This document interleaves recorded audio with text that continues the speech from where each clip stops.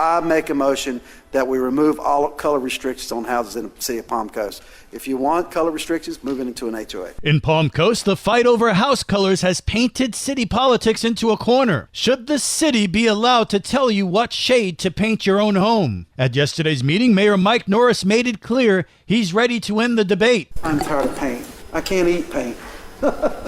However, Vice Mayor Teresa Pontieri pushed back, warning the council was sending mixed messages by removing one set of regulations while enforcing others. I want to make sure we're being consistent with regards to what we are doing in the city of Palm Coast as far as policy decisions.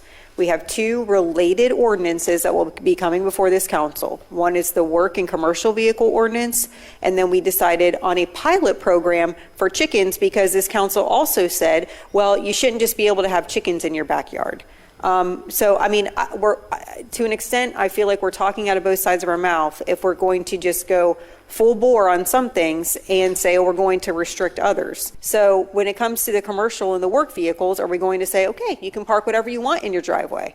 Is that the direction that council is now going? But the mayor maintained the issue wasn't comparable to those issues. He said homeowners deserve freedom over their own property. When we're talking about commercial motor vehicles, we're talking about signage. We're not talking about commercial motor vehicles because we've already defined commercial motor vehicles as being those vehicles that are rated above 26,000 pounds.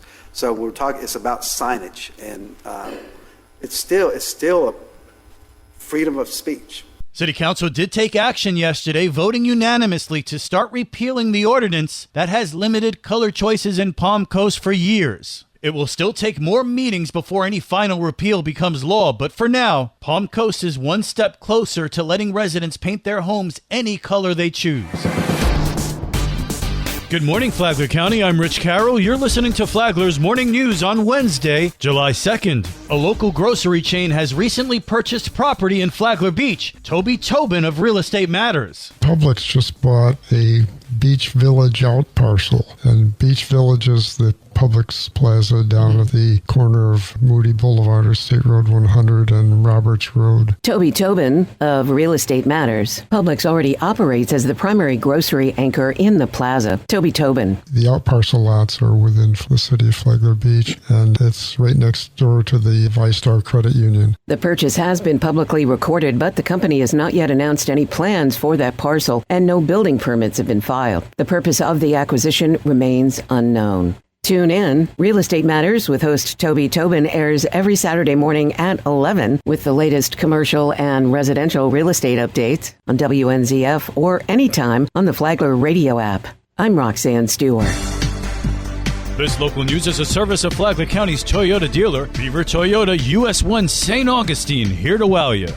Several notable arrests over the weekend by Flagler County Sheriff's deputies. To begin the weekend, deputies caught up with a domestic disturbance case at a hotel on Kingswood Drive in Palm Coast. Flagler County Sheriff Rick Staley has more to tell. Laying your hands on someone during an argument is never okay. This is not the first time that this guy has done this, and now he's headed to the Green Roof Inn again. Love does not attack. If you are in a violent relationship, seek help before it's too late. Then a drunk driver was arrested after crashing into a parked vehicle. Deputies were alerted to the crash by the onboard emergency notification of the vehicle. Deputies arrived and determined that she was impaired and arrested her for DUI. This driver is lucky that she only hit a parked car and that she and her passenger only had minor injuries.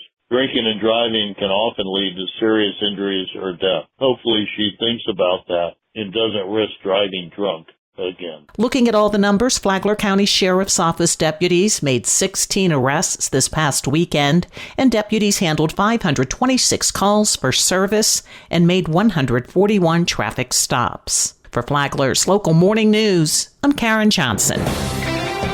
In other news, Palm Coast is launching its backyard chicken pilot program, allowing up to 4 hens per household with the $50 permit and a required chicken care course. The city will issue up to 50 permits, each valid for 2 years. And finally, Flagler County is calling on photographers to submit wildflower photos for the 2026 Florida Association of Counties calendar contest. Entries are due by August 11th. And now you're up to date on Flagler's Morning News. I'm Rich Carroll.